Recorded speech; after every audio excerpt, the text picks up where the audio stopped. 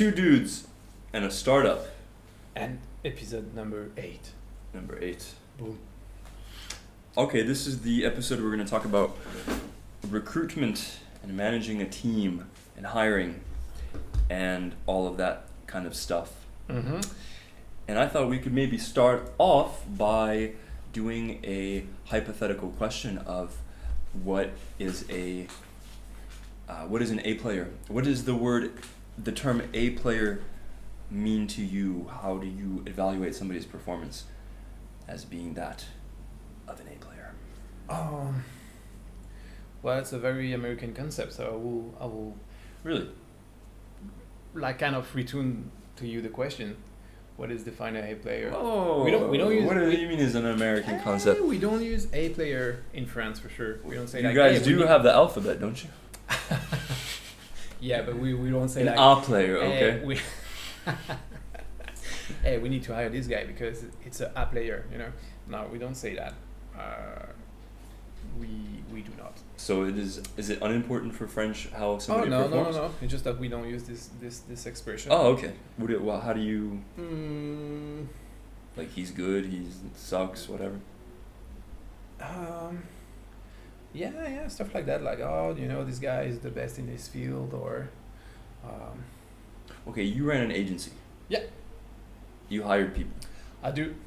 How did you, when you had candidates come in and evaluate? Okay, this guy looks like he might be good. This guy looks maybe like he looks good, but maybe he's not really good. How do you filter them? How do you interview them? And then how do you actually evaluate their performance, maybe on a probation or trial or whatever? Yeah. So the cool thing, back in the day, we were two, me and my partner. So We are becoming Jocko podcast slowly. yeah. So we were two with two different backgrounds. So my partner was really into communication and marketing, and I was more at the time playing the UI design and more generally tech guy plus manager. So neither of you guys are really HR guys. Not really. We basically learn by doing. Very, very basically. So yeah, our process was pretty straightforward. We depend on what kind of candidate we were looking for. Okay, I'll say mainly we were working with private school in Bordeaux. We both used to give class in private school, in private marketing school. So, and as we were running like a small communication and marketing agency, we were mainly recruiting on this school. So the super good advantages as professor, we had the opportunity to just like point out the good guy because we were just teaching them. So when we just like set up like a test in the class, we can just like literally see who in the class were the best. So oh, this guy is really good. Maybe. So you actually tested them. Yeah, but like it was part of the teaching. It was in the school, not in the agency. So it's like the pre-recruiting process was during the teaching, without the student to know that, because well, they were not aware that we were looking for anybody. But when we were looking for Sneaky. yeah, well, the first thing that crossed our mind is like, okay, Alexei, let's have a meeting. We need to recruit someone. We need a new community manager for this client. Okay, so do you have a good one in your class? Oh yeah, I have this one and this one. Okay, and you? Well, yeah, in my class I have this one and this one. Yeah, okay, let's bring them here, and we have our cross interview with them. You mean like the tandem interview? Yeah, Okay. it's Alex and I, because we ask very different questions and we look for kind of different aspect too. Now, sorry to interrupt. Did you do like a tandem interview the way that it's sort of taught in the startup education world, where it's like one person is doing the interview and the other person is sitting there observing and taking notes and not saying a thing? No, no, definitely not. No. We were, as I say, we were like learning to do that at the same time. So we had no idea at the time, like the rules or like the special way to do it or whatever. for us it was like, okay, that's the list of thing we want this person to be able to do, to actually do, and we also want to have like a good human feeling with those persons, and to trust them on the work to see what they can do. So yeah, cross interview, asking question. It really was like it really was like on the flow. So kind of an intuitive. Yeah, we have approach. We have a list of requirements. So can you do this? Can you do that? Okay. If I give you this situation, what will you do? Stuff like that.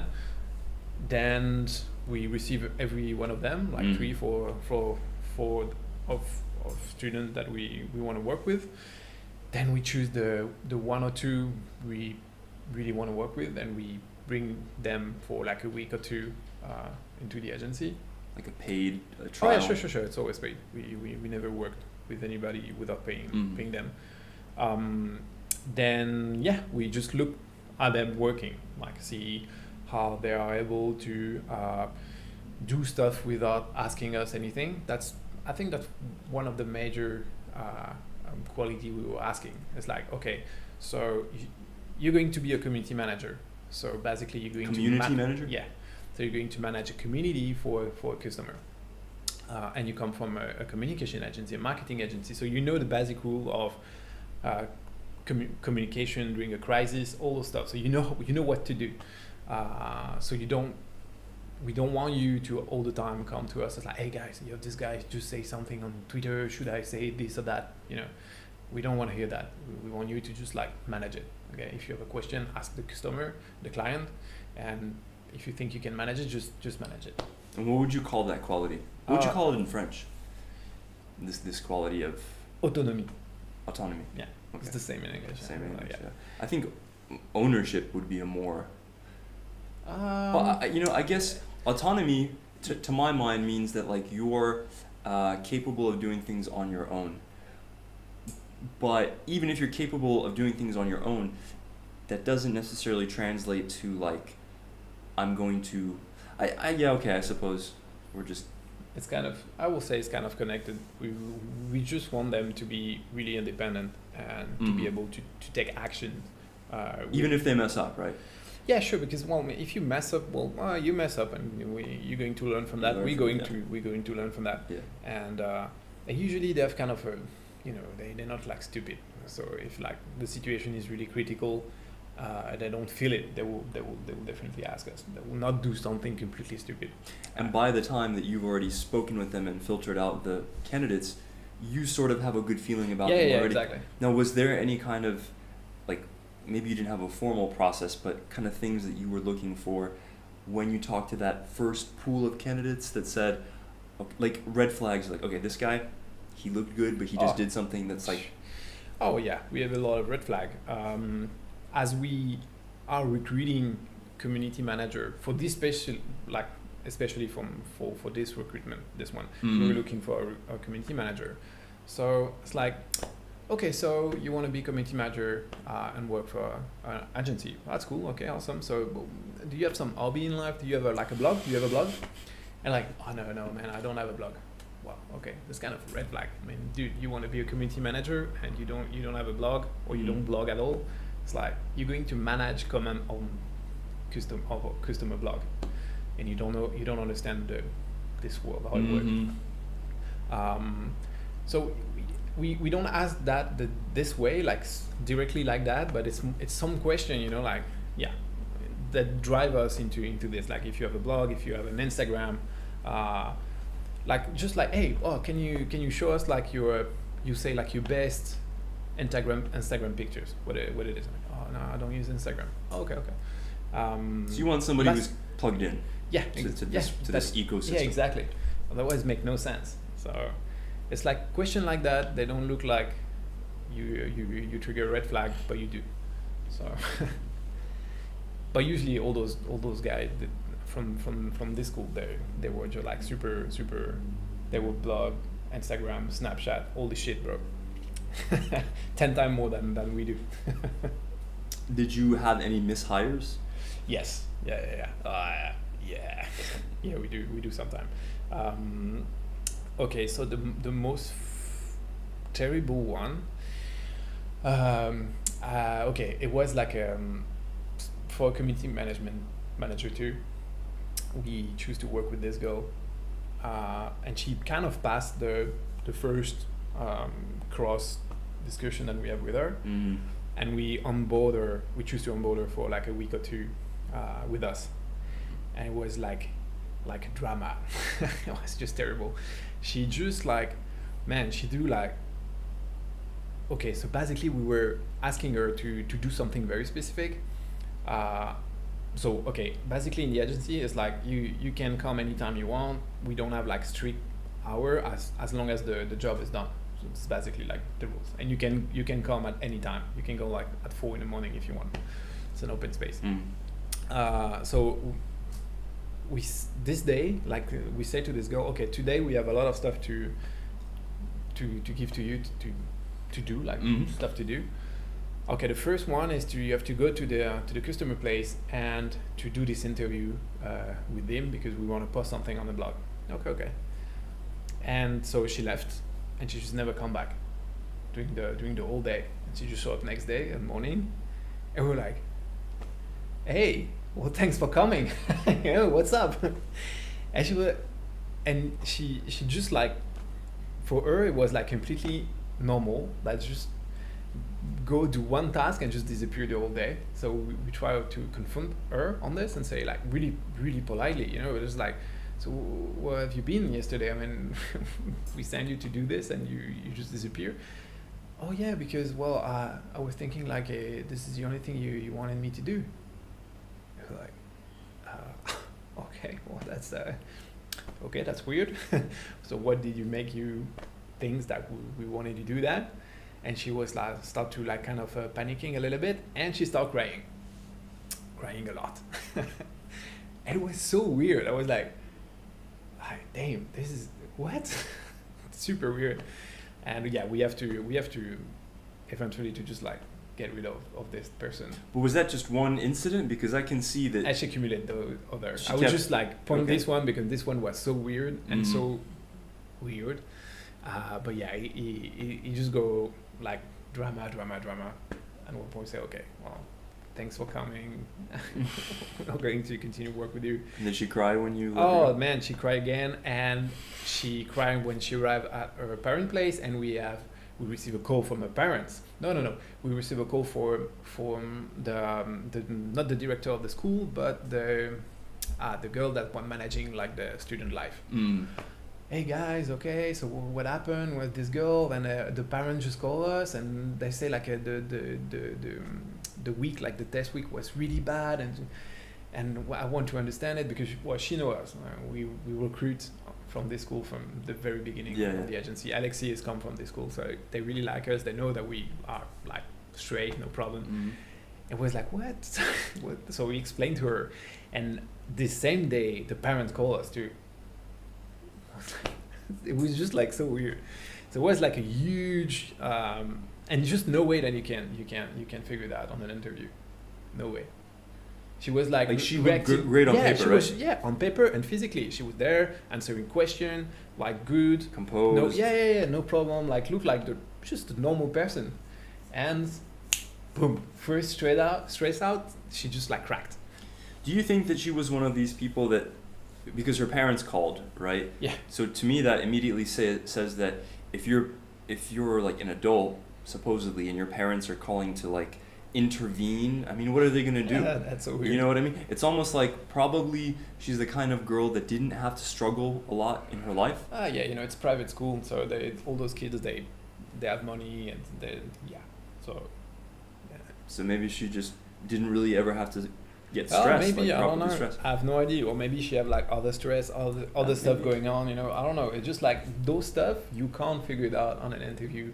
Whatever is your recruitment funnel, the technique, the blueprint that you use, that someone that have like trouble in his life, you're not going to find it. Or except if you implement like a fucking interview in the middle of your stuff. Like, okay, so well, thank you. Now it was the technical part. So now, doctor. So now it's the. What's that test that James likes? What's the? Oh yeah, Fullman or something. Name. What is it? The Colby. Colby, yeah. The Colby I want to do it though. I want to definitely do it. But the Colby, the Colby test don't tell you if you fucked up. The Colby test just tell you where is your ability. So in the Colby, you have those 4 different category. I don't remember what they are, like with 4 different color. And basically, you want to pair your team by opposition. So if you have someone with like a lot of this, you don't want to recruit like someone with the same lot of this. You want someone with a lot of the other thing to have like a complementary kind of team. And the Colby, man, is used by fucking every startup everywhere. It's just like the test. Josh uses it in Bangkok. It's like $45 per test or something, right? Yeah. Interesting, Colby. We'll have to link to that in the show notes. So that's an interesting experience. So you said you had some mishires and that there's no way to sort of predict that you're going to have a mishire, even if you do everything right in the beginning. And that's really interesting to me because, like months and months ago when we started looking to hire and everything for MemberFix and SpeedKills, I was reading like Top Grading and the A Method for Hiring, which is written by the son of the guy who wrote Top Grading, and all these like hiring blogs and books and everything. And because the whole point that they say like in Top Grading, one mishire is incredibly expensive for your company in terms of time, money, resources. It could even ruin your company if you have mishires and you bring in like a toxic person who starts playing politics. And especially, our companies are small, so we're like directly influencing the culture and sort of setting the tone. We're the leaders, right? But as the company grows beyond you and beyond your ability to influence your team and they start becoming autonomous and granular, you start. Okay. If someone know what granular means, like, please leave a comment. He always makes fun of me because I use the word granular, but I use it in the appropriate times. It is kind of a buzzword, to be fair. And and the thing is that Top Grading claims, and of course they sell you like $1,000 course and everything, but they claim that they can like reduce your mishires almost entirely. And the way they do it is they do tandem interviews. That's a big part of the process, where like one person is doing the actual and I've been through one of these. Oh man, it was a very unnerving experience because it was when I was living in San Francisco and I didn't have any money. I was living in fucking Chinatown, and I'm like, I wanted to get into the tech scene, and there was this company in Berkeley, right? And Berkeley is like pretty damn far from San Francisco. But I applied, and they're like, okay, come in, we'll do an interview, and I had the right credentials, whatever. And they brought me in, and I met the founder, and then the chief something, whatever. In their offices, they had the nice loft space and stuff. It was cool. I was like, oh, cool, a startup, And so we sat down to the interview. And so the one guy, the founder, he's asking me all these questions. And then the other dude, he's just sitting there taking notes. And he's really like, he wasn't making me nervous, He was really like in the background, intentionally, I think. Because he wanted to make me feel like I'm having a conversation just with the one dude. And what was really weird is in the actual job posting that they made on Craigslist, they're like, we're looking for an entry-level dude. Doesn't matter if you don't have a lot of experience. And it was like about, the job was like creating digital products and selling them on ClickBank. And they were already doing millions of dollars in revenue, just like creating fucking like ebooks and selling them. And they had a whole process and everything. I was like, oh man, this is like my shit. I can learn, I can help these guys. I have a product on ClickBank. I actually did. I still do. And what was really weird in this interview is that the questions got progressively harder. And eventually the guy says, well, what are your skills around ClickBank? And I tell him like, well, I've done this and this, and I've published a product on ClickBank and it made money. He's like, well, how's your autoresponder knowledge, and how's this and this and this? and kind of all of these things that are not entry level. I'm like, and then at one point I was like, but I thought you're looking for an entry level candidate. Like, you're asking me questions as if this is a position for an experienced digital marketer, which I kind of am, and which I didn't appreciate that. But then they said, it was like the moment that the interview exploded. He said,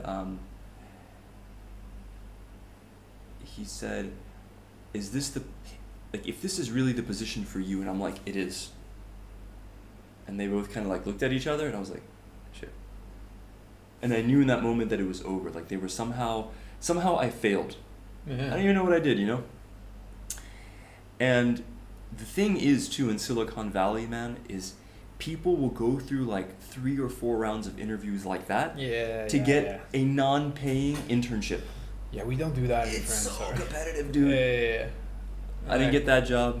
But okay, so the point is that that's part of the framework of top grading. The other big thing is reaching out to former employers and former colleagues. Oh, that we do. Oh, you did do that? Yeah, we do that too. How did it look for the girl? No, because those two recruitment that I talk about were like a junior position, and we were recruiting on students, so they don't have past job that we can check out. We do that though for a developer. It's something you do in France anyway. It's something you do. It's kind of common sense kind of thing, but I bet a lot of people ignore it. Yeah, it depends. You know, like in France, we have this culture of recommendation. So it's like, and like this person sending, yeah. So basically, when you do that, you do have a conversation with the person that sent the guy. So yeah, background check, yeah, something we do. Let's talk about not your student candidates, but like more serious positions that are worth more money and are more expensive if it's a mishire, like your developer, for example. Did you have any mishires at that higher level? Or did everybody kind of stay on board and do a decent job? We never get like a mishire on a top position. And recruiting a developer, it's actually, I will say it's like easier. Yeah. Oh yeah, because I'm not a developer, but I do some development a little bit. I will not get like lost in a conversation with a developer, and you can really set up like stuff to do, you know, exercise, like say, oh, can you fix this script, or can you install this one, or you know, hey, we have this server to be set up on Amazon. Can you set up it with this and this? And you watch them do it, yeah? Yeah, completely. You record the screen. So by recording the screen, you record the screen and you record the keyboard. But you tell them that, you know, that everything is recorded. You have to, by law. But yeah, it show you, yeah, what the guys do. If you use the correct stuff, if he don't lost time to do whatever, if you know his shit. And yeah, that's way more easy to recruit a developer, like a tech person, I would say, than anybody else. Because you'll find out if they're full of shit right away. Oh yeah. You either know how to do it or you don't. Yeah, exactly.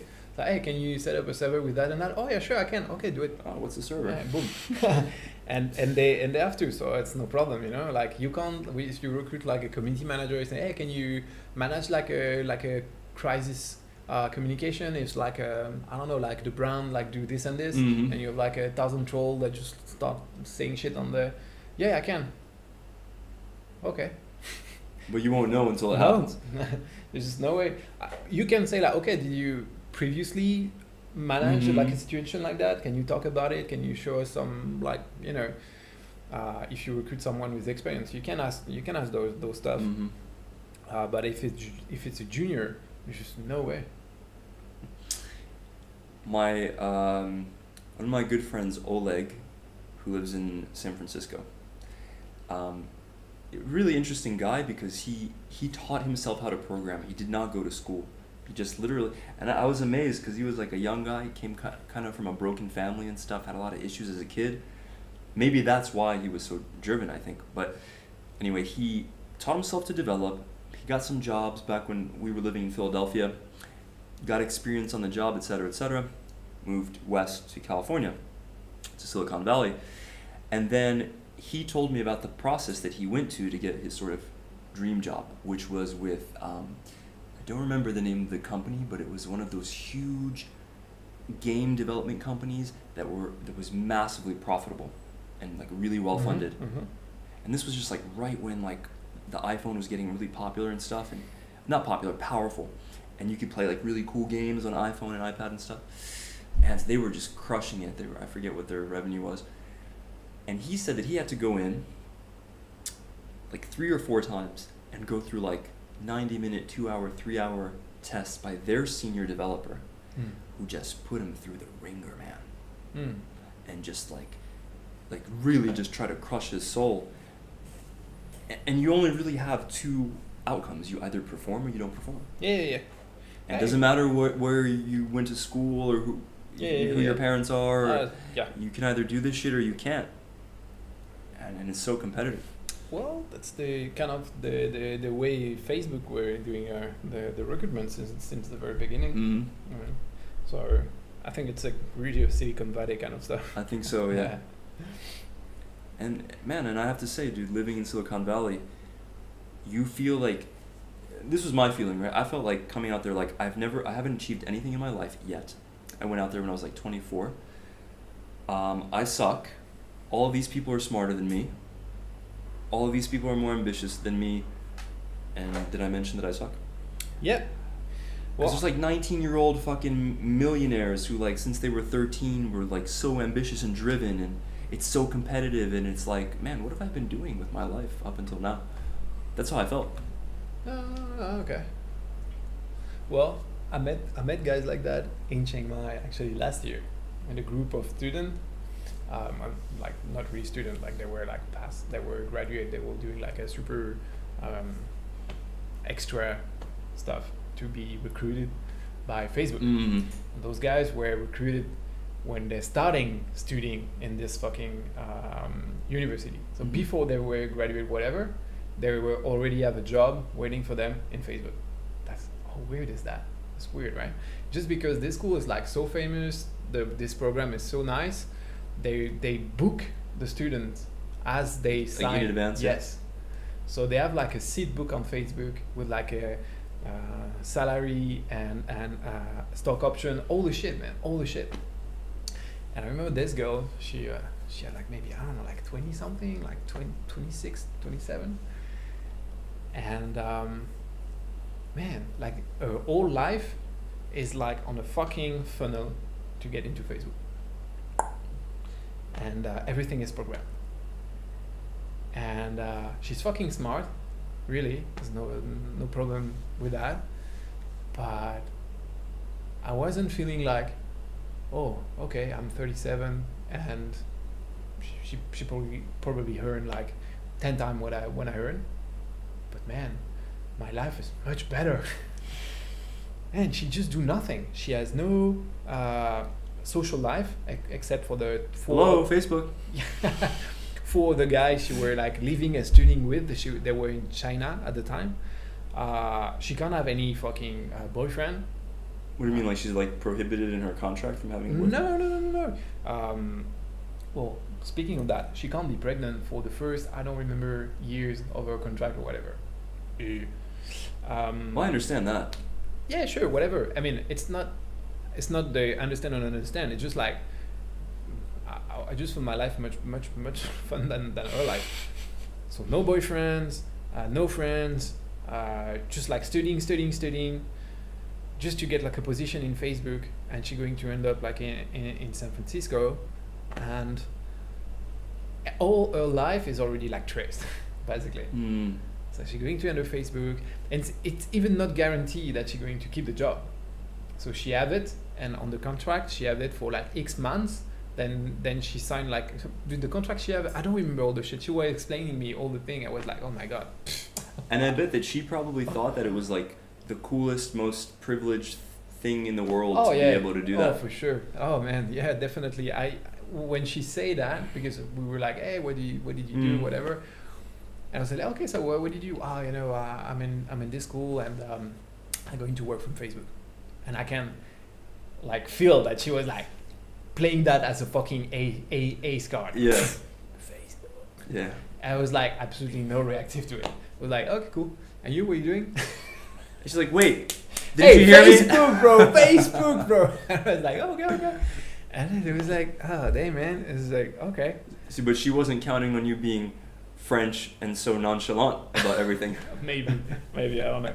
But she was like really like, hey, Facebook.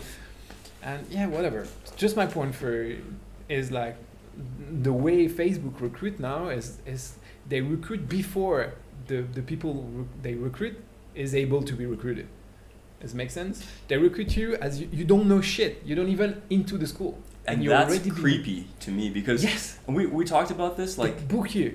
Like they must have a very complex algorithm to pick out these kids because they can't know what they're capable of yet in terms of actual performance. Yeah. They're looking for like a psychological profile. Mm-hmm. I think they're very careful about your political kind of association. Yeah. Because man, everybody knows like Facebook is incredibly like left wing oriented politically, you know, and they don't want like people who don't fit that mold. You know what I mean? So they're looking at like all of your data. They have all these millions of data from Facebook, by the way. Yeah. Well, the thing is that she has a guaranteed seat at Facebook for this position at this salary for X months. Then she go through like a recruiting process. This is the recruiting process. This is the position. The position for X months is the recruiting process, and she can lose that. There's no guarantee that she's going to work on Facebook. She just have the guarantee that she's going to work for X months in Facebook and see what she worth. And you know what? After that, she can go and work anywhere probably. I'm not sure about that, man, because like it's basically you failed the Facebook trial. I think so. Well, yeah. I mean, okay. Let's say like you fail the shit and you go to another job like at Twitter or like whatever other company, and I say, okay, cool. So what is your last company? What was Facebook? Oh, amazing. How long have you worked there? Well, worked like 6 months. Oh, 6 months? That's weird. Why do you work 6 months? Well, because I failed the fucking recruitment. Well, you failed their recruitment because again, they're looking for a fit. They're not necessarily. Yeah, sure. I understand what you say. You know, might not be a fit at Facebook, but it may be a fucking Square or something. Yeah, maybe you're right. Maybe you're right. But just like those recruitment process are terrible. I have the feeling like the way we were recruiting with Alexis in Bordeaux was really human. It's my feeling. We were a small agency. It was organic, yeah, working on an open space, and we were looking for talent and also like friends in what do you call that? Damn, I don't know the word like this. Oh no, this one. Parentheses? Yeah, parentheses. Like friend in parentheses. Can you say that in English? In parentheses? I think quote. I say quote. Friends. And you have to do that, otherwise no one understands. Yeah, you have to do this. Well, you could say like quote unquote. Okay. Yeah. So yeah, we were looking for employee, but we were also looking for human, like friends that we're going to work with, like all day in the same space. So, and of course we wanted to find like good fit for the job, but also good fit for just working with. Absolutely. You don't want to work with a bunch of jerks. Exactly. It's important too. So if I have to choose with a fucking A player asshole and like a B player super nice, I'll take the B player super nice, I think, at the time in my agency. Because I'm going to work every day with this guy. And you know, you bring up an interesting point, which is that we were talking about what is an A player, what is a B player. And I think there's probably no objective definition because it depends on the position. Mm-hmm. And here's the thing, right? You can be an A player in your ideal position because fuck man, you're passionate, like you're a UI design guy. Mhm. You love like kind of drawing and doing creative stuff and mixing it with tech. But I know that like in our business, what we're doing right now, some of the stuff that you have to do, you're not an A player because it's boring, but it's just necessary work. Mhm. Same thing for me. I'm not like pointing my finger because it's the same thing for me. Like if it were up to me, all I would do all day is like write blog posts and do some like interesting deep work, right? But because we have other obligations in our business, like secretarial, managerial obligations, we still have to do those, but our heart isn't there, so we're not really A players in those positions. And that's one of the things in top grading. He says, look, if you have a guy who you feel that like he's really talented, but he's not performing, maybe it's because you have him in the wrong position. Yeah. Ask him, talk to him, like, Well, hey, do you actually enjoy? That's what we did with Udit, by the way. Well, that's why actually the Colbin test is for. To be sure that you recruit people that are going to connect like a puzzle with the team.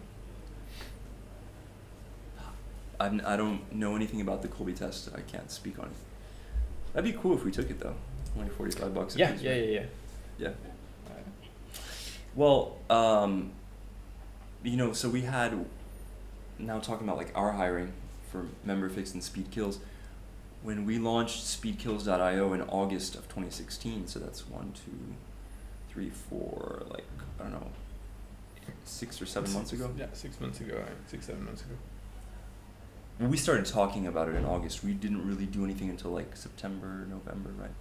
And then we brought on Udit, who was our sort of first hire, and we found him through posting on Facebook. On Facebook, this like a digital nomad group in the Chiang digital Mai. nomads group in Chiang Mai. I would get trolled on this post, I remember. Yeah, we did get trolled, didn't we? We got some haters. Yeah. But Udit's like, hey man, I'm in Chiang Mai, like can we meet and talk and stuff? And that was a pretty human process. We didn't really like test him or anything like that. And we liked him like personally, he was cool. And he did a really good job, but eventually he got bored. And that was interesting because part of it was our fault that we didn't make the process like interesting and smooth enough to where he could sort of operate in his genius zone without being bogged down by all these little details of like entering in a spreadsheet and like opening a Google Doc. Nobody likes that shit, man. So I think Udit is a great example of someone who's an A player who initially, of course, he did a good job. Initially, everybody does a good job.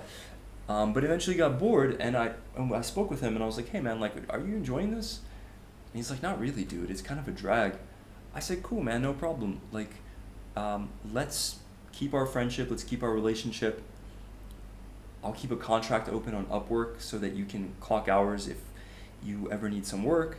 We ever need some help, we'll just message each other, say, hey, come give us a hand. Or do you want to help us out with this project? Yes or no? Cool. He's like, all right, that sounds good.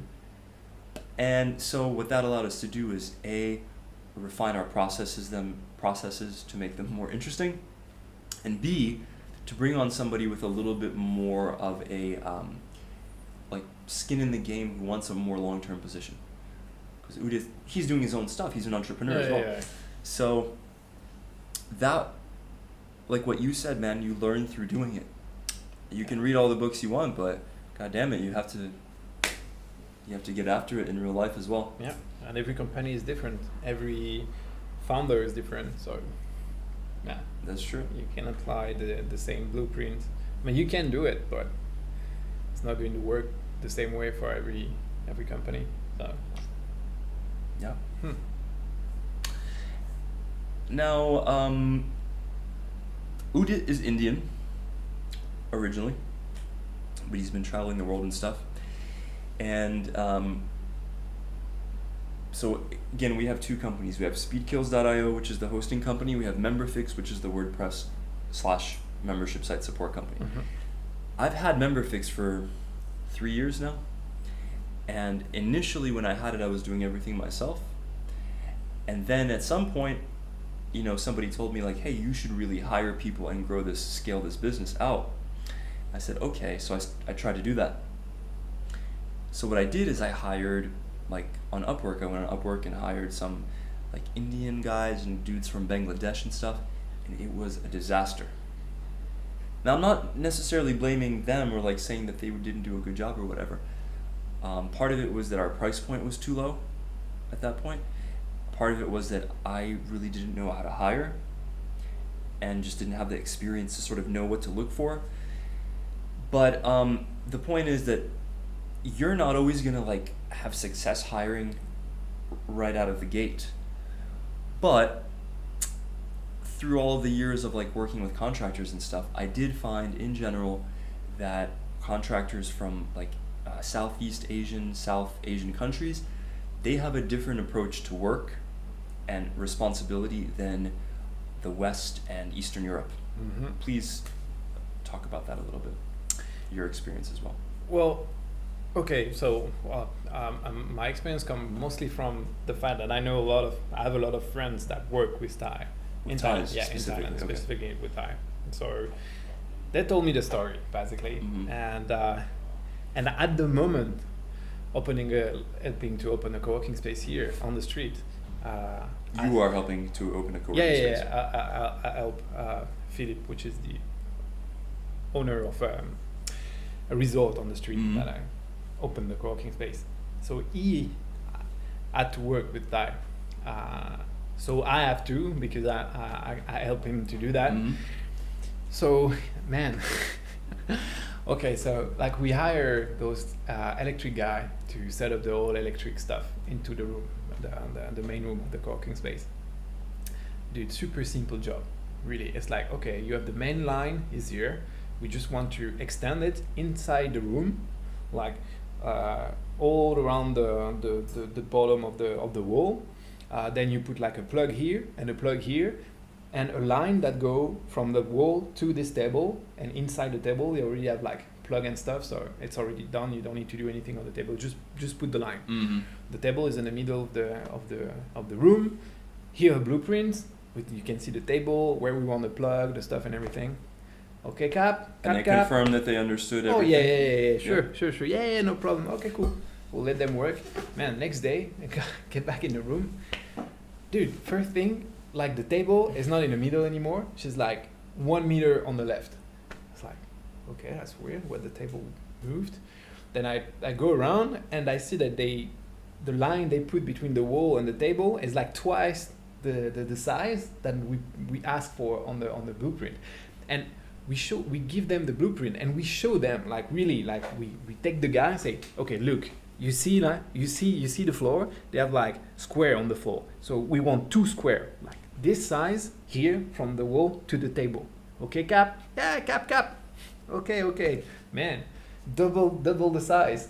And they do crazy shit, like they connect the line on the table and they go inside where we say like don't do that, but they do it anyway. And every work that they've done, like for putting the line on the wall and everything, it's like, man, it's like my little cousin can do that better. You look at it and you can see that it's badly done. The execution is super bad. They were cutting all the shit, cutting the plastic and the cable on the table. A 60,000 bad table. They were just cutting shit on it. They just damaged the table basically. Yeah. Dude, and everything is done halfway. So that's my new word now. When every time I talk about like like working with Thai, I call them like the halfway dude, because everything they do is halfway. They never do anything 100%. They do everything halfway. Yeah. So they put they put the line halfway. They put the plastic to protect it halfway. It's not good job. It's not a good job. It's done. It work. If you turn the light on, the light just Mhm. get on. But the execution is terrible. And so that's the experience that I get directly. But I have friends, they have agency in Bangkok. I have one friend that have an agency in Bangkok. Mhm. Dude, he was telling me like terrible story. One day, one of his employees just show up, turn the computer on, like do a few stuff, and she do this. So we were walking, and after like 15, 20 minutes, it was like, hey, are you okay? And she was like, huh? Are you alright? Yeah. Okay, so you sick? No. Okay, so what the fuck did you sleep for like 20 or 30 minutes on the desk? I mean, it's 9 in the morning and we have a lot of work, you know? Oh, I was feeling like I need to sleep. Oh man. And so basically we say like, well, we don't do that here. I mean, I'd pay you to show up at 9 and to go back to your home at like 7, and between those 2 hours you have to work, because I pay you to do that. You know, a customer, they wait for that. So you kind of confront her, and she just not show up the next day, because you can't confront them. If you point something they do wrong, that's They'll done. lose face, right? Oh, dude, that's done. They will never show up again. But like, You kind of, you reminded me of the story of when I went to the sushi restaurant oh yeah, in Bangkok. in Bangkok. All right, so I went to this really nice looking sushi. On the outside, it looks really nice. Oh, it was really nice on the inside too. Called Maru in Tongwall, and I go inside. I'm like dressed in a suit. I was just having a night to myself to eat whatever. And the interesting thing is, I sat at the bar, and there was two main sushi chefs and then 2 like assistant chefs, and instantly, just by the look on their face and their general demeanor, I could see who are the Japanese guys and who are the Thai guys. The Japanese guys, they've got like a knitted brow, like they're like focused, and they're like their eyes are tired from like thinking and concentrating, and they're severe. And the Thai guys are like happy-go-lucky. They're like, you know, looking at customers, like smiling, kind of goofy and stuff.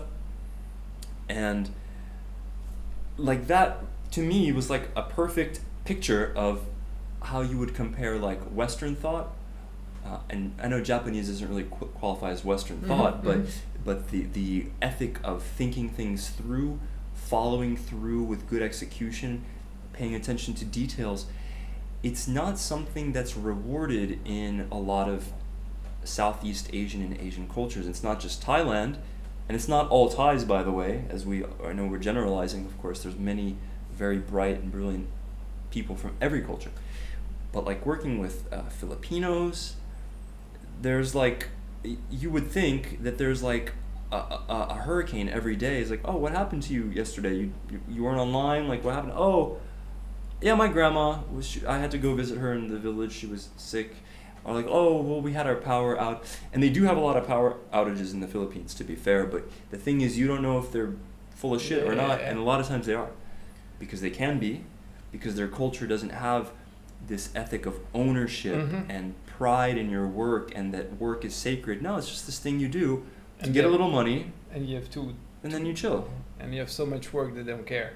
That's another thing. Like in France, if you're an electric guy and you get a gigs, you have to do like a setup, or like an electric setup, and you do shit job.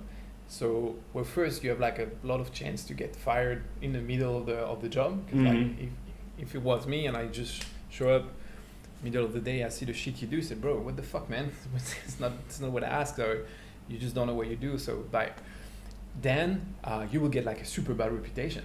Yeah, you'll go out of business. Oh man, yeah, you will get out of business like super fast. Yeah. Because like word spread really fast. Here in Thailand, they just don't care. I think it's, part of it is education, is that from what I've heard, like talking with Thais and like, girls and stuff like that, in the school, they memorize stuff. Okay, so it's like, okay, memorize this information and therefore you know it. No, you don't know it, you just memorized it. There's quite a big difference. You don't understand it, you've just like recited the words in your head. And it's like reciting the words to a song, and doesn't mean you understand the meaning of the words. You know what I mean? It's just sounds coming out of your mouth. And also, you cannot like say no to the teacher. You cannot question the teacher.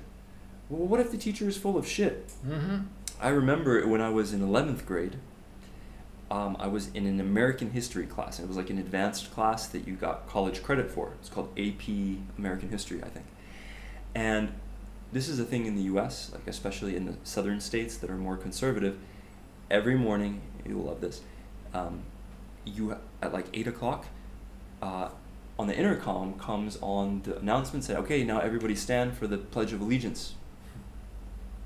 So we have a Pledge of Allegiance in the United States, which says, "I pledge allegiance to the flag of the United States of America, and for the republic for which it stands, one nation under God, indivisible." Something. I don't even remember the whole thing. And we had to do this every morning. And then one morning, I got it in my head, like, because we came from a communist country, my family.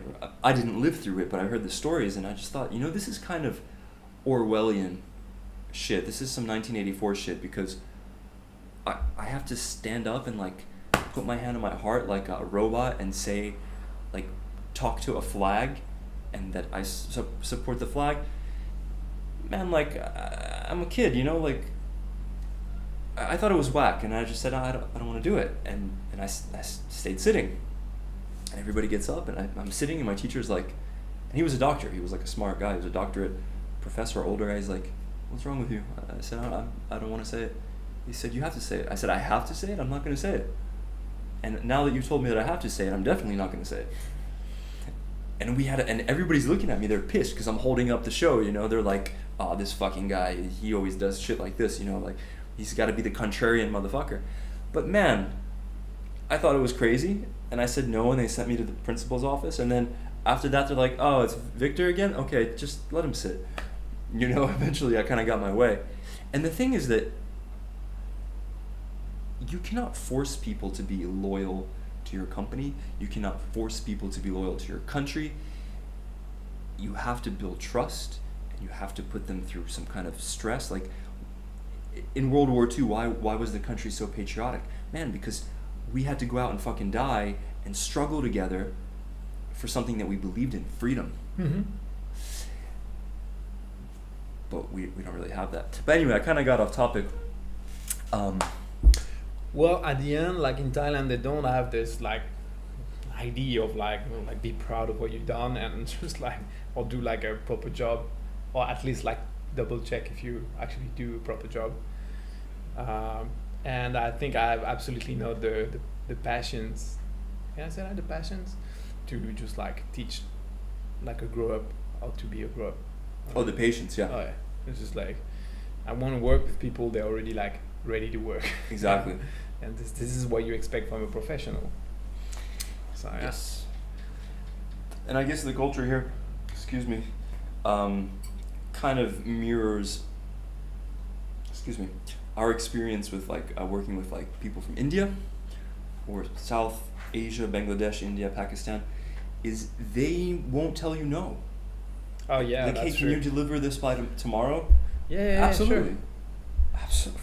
Of course. Why wouldn't I? And then tomorrow comes, and it's tomorrow, today, and they say, "Hey, what happened with you, man?" So what do you mean? So, well, you said you were gonna do this thing. "Oh yeah, I need another week." Yeah. Yeah. Okay, but you said that you'd have it done today. Yeah, well, I need another week. In France, you're fired right away. Bro, and any... Oh, yeah. How can this attitude coexist with progress in a business? No. Because you already told your customer you're going to have the thing. And then you told your guy, "Hey, are you going to have this thing?" He said, "Yeah." So you made a promise to your customer. Your team member didn't do what they said that they would do. And now you're breaking your promise to the customer. You might lose that customer. And it's such a simple chain of logic that how can it not make any sense to the Asian sensibility? It's unbelievable to me. So for that reason, we've kind of started looking elsewhere for our team members. Yes. Please talk about that a little bit, if you would. Well, basically, we cannot recruit in Thailand or in South Asia or in India because we do it and it's working pretty well. And so where you work well in the States, you work well in Europe, well, in the States, as we are like a young company, we can't like Can we spend. afford? Yeah, we can afford like to have like a full-time US dude. I mean, I would love to do that. I mean, Yeah. it would be just America. really cool. Like, I'm working with the States, working with France would be really cool, but it's super expensive.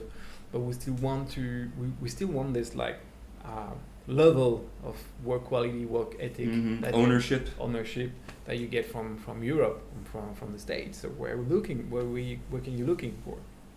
Eastern Europe. Eastern Europe. Yeah, and pretty much all Eastern Europe. You can work with Ukrainian. You can work with Russian. You can work with Latvian. You can work with Georgian. You have a lot of country, and those guys speak English like really good. Quite well. They have the work ethic of any other European country, and the cost of working with a person like that is like 2-3 times less expensive. Mm-hmm. It's a no-brainer. Great value, yeah. This is a no-brainer. It's a no-brainer. And now our team is composed of me, originally from Ukraine, but grew up in the U.S. You, French, but grew up kind of all over the world, right?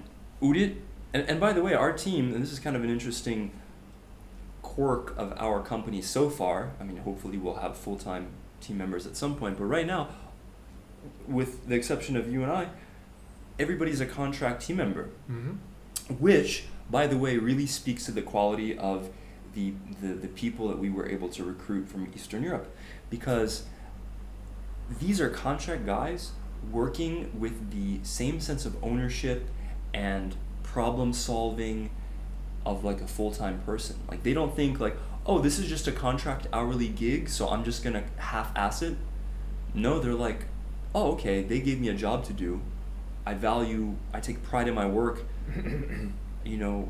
And by the way, they're not so cheap. Like, we're paying like the least amount of money we're paying is $25 an hour. I don't want to say they are cheap. They just like less expensive than like someone in the States. Correct. Or in France. Correct. For a comparable skill set, yeah. Exactly. So the cost of living is different. So it's like in Ukraine, if you earn like 1,000 per month, you live pretty well. In France, with 1,000 per month, you don't live pretty well. Yeah. So that'll barely cover your baguette. Yeah. Right? So it's no. Yeah, exactly. And my snails, man. So yeah, it's not like, and that's the cool stuff too. So you don't feel like bad. You don't exploit the system or whatsoever. Like, you pay those guys like a proper salary, basically, in their country at this time. Yeah, that's true. Not only that, but you're financing their development. I mean, if your company is interesting and as it should be. True. And here's the other thing, like we're already like an hour in, so I'm not going to go into our whole recruitment process, but now we do have a process, which is great. That you build. That I wrote. A lot of time doing. Which isn't perfect and which needs to be like refined, and like even when I wrote it and then when I actually applied it, immediately I was like, oh, this is wrong, this needs to be changed. So the process is just your way of thinking, like, how do I think we should hire people? Well, there should be some sort of filtering thing to get all the people who suck out of the way right away. Then there should be like another level of filtering. Then you should put them through a trial. Then you should give them some real paid work, which is what you guys did, and then see how they perform. And whoever performs best, well, they get the job. They get the job, which is exactly what we did for our part-time sysadmin / WordPress tech. And he's been working out great so far, and he's great, man. Great communication, great work ethic, and willing to learn and stuff. And what I was going to say is, so far all of our guys are contract guys. We have a guy from Latvia, we have a guy from Romania, a guy from Albania, a guy from Russia, a guy from Bulgaria, and I think that's it for now. Man, and like and they all have different skill sets. Like Victor's, right, from Latvia, he set up a bunch of our documentation. documentation Mhm, and process. mhm. He basically built an important part of our company and documented it for Mhm, us. mhm. And now he's like busy with other stuff, but every now and then we can email him and be like, hey, Victor's are having a problem with our mail server, which he set up Yeah, from scratch on Amazon. and we can't recruit it. And we can't recruit. Man, I try to recruit Victor's. I try to recruit Christian, who's an amazing A player. But that's the thing, man, because these guys, like, they're already doing okay. Yeah, they work well. It's not only about money. They Yeah. like take pride in their work. They want to do something interesting. They want to Yeah. work with an exciting company. They want to be independent too. So That's why true. you They value freelancer. freedom. Yeah. Of course, Eastern Europeans, after all the Yeah, sure. years, they value their Man, freedom. for sure. We value our freedom too. So. Wow, yeah. Ah. And they take ownership of their work. Mhm. You give them something. The next day you check, it's done well. They reply to the customer. They did a bunch of shit that you didn't expect them to do. It's like you are duplicating yourself, Mhm. but better, because you can't do the server shit. Mhm. That's not your skill set. But if it were your skill set, this is how you would do it. Mhm. You would do it like properly. Yep. So that's kind of where we're at right now with our recruitment. One question I have here that I really want, I've been meaning to ask you this just off the air, is like, let's say we grow MemberFix and Speed Kills and we sell it and like we're good to go for a while. The next thing would be like to grow Rapid Bear Design, which is your company, Mhm. because we already know what we're doing with services, right? So might as well capitalize, right? How would you go about hiring for Rapid Bear Design? What would be your sort of plan? Ukrainian. Ukrainians. Oh yeah. Yeah, for sure. You're like a Ukrainian magnet. You say that because my girlfriend is Ukrainian? Yeah. Yeah. I will recruit Ukrainian because okay, I always like look on Dribbble and other platform like Behance, just what other designers do. Mm-hmm. And man, like in Ukraine, they have a super high level. They Really? Oh, Just show me. Show me some. they really good. Well, I will show you. Okay, cool. Not now, but I will show you. They really good, man. They really good. They have good designer there. The IT like area Sector, yeah. it like just growing like crazy. And their currency just fucking like got slashed. Oh my God. Oh, 30%. Oh, it's terrible. Yeah. So they're getting after it like Yeah. extra hard now. Yeah. Yeah. And no, that's pretty cool. Then I can. Well, the other thing is like I can have. I can have an like a middleman. I can ask Yana to be in the middle, and just because she can talk and she can read Ukrainian, so she can Right. like be part of like the filtering process. So I can just, hey, I wanna work with this guy, and this guy, and she can just like look online through their stuff. If it's posted in Russian or in Ukrainian, she can say, oh, okay, well, this guy's pretty good, this guy now. She have a network there. Mhm. They have a lot of group on Facebook. This is how they work in Ukraine. I learned that from her. They have massive Facebook group, private Facebook group, where they share jobs for independent and stuff. And like they don't use any kind of recruitment platform. No job No, board. you don't find those guys on Upwork. You don't find those guys on any other platform. They are on those groups, and those groups they are in Russian or Ukrainian only. This is rarely English posting. But they speak English. English, yeah, English. yeah. So if No, you're that's able, interesting. yeah, and they have one. This name. She told me that I don't remember. It's Black Box, I think. It's the most biggest group. And you go on this group and you drop your job offer like in a second. You have like 1,000 people just like yeah. So yeah, I'll probably go for Ukraine. It's interesting how you said like you'd put Yana like or whoever, and they'd be in this sort of middle man or middle chick position. Yeah, and I get that from Russ Perry. From Russ Perry, okay. yeah, for sure. And I of course follow this guy. Is basically the man that take like the productize graphic design and put it on the massive scale. Yeah. With his company, Mhm. Design Pickle. Mm-hmm. And what he say one time on one of these posts, because this guy worked with Filipino And Eastern Europeans. and Eastern Europeans, And but Indians. yeah, but the design team is in Philippines. The other guys they do other jobs, but like Correct, the correct. production team is in Philippines.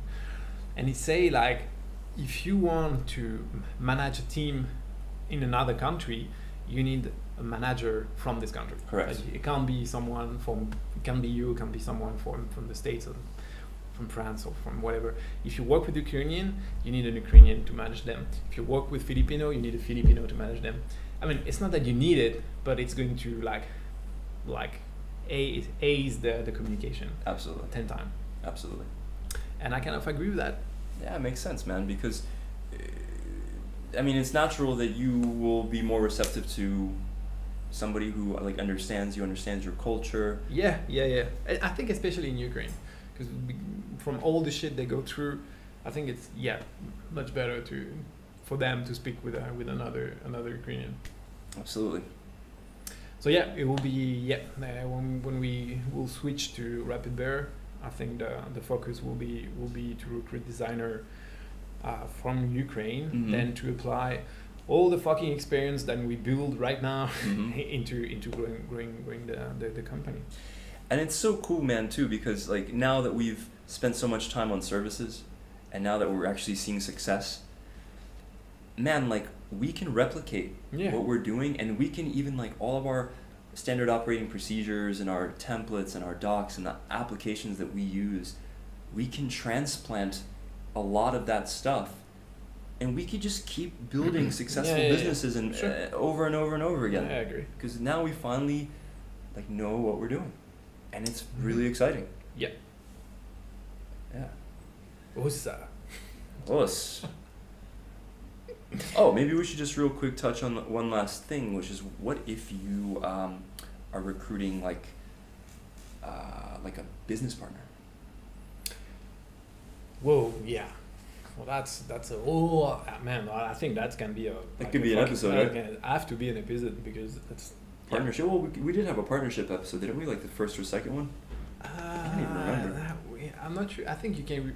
Slicing pie. Yeah, we talk about slicing pie, but we're not really talking about like the whole partnership stuff, and because you have like the human component, you have the business component, the skill component, the contract component, Mm-hmm. The location component. If you have so many components that can be completely like Okay, the maybe next that should episode. be a separate thing. Yeah. Okay. Oh, man, this was a really good. I was trying to focus throughout this podcast on like forgetting that we're on camera and just trying to like have a conversation with you. It's hard a little bit. Oh, you should tell me that first, because I was like, What do you mean? I'm like looking around and like, okay, not like try to have a conversation. Because if we have a conversation, I will look at you. Yeah, I will not like, and sometimes look at you. See? Yeah. Yeah. Well, I think it's better to have like a conversation and record it. I think so. Mm-hmm. Be more present and stuff. But maybe we should sit like so that we don't have to turn our necks. Like it's really uncomfortable. Or we should have like two cameras. Well, if we sit like this with this camera, that's still because it's wide lens, right? Yeah, you we can't don't see you can't see my face. Like, perfect. That's pretty good. Man, like in a year or something, we get like a proper podcasting, build a little dude. studio. Man, yeah. When we will get like to run like a place here, we're going to have a room, and it will be like the Joker room. Yeah. Yeah. Or more the Joe Rogan room. the Joker room. Yeah. Yeah. Just like a nice table, good Yeah, chairs, yeah, and like good material too. good material. I mean, we have not so bad material. Like It's not bad. we have like a proper podcast microphone. But we'll have like a little mixer or something. Yeah. Make it. Yeah, professional. exactly. Yeah, that we can plug other if we receive someone, or if you have like a Skype with somebody. Really nice. It's just gonna get better and better, man. It's like that Beatles song. Got to admit it's getting better. It's getting better all the time. Getting so much better all the time. And it's time to say goodbye.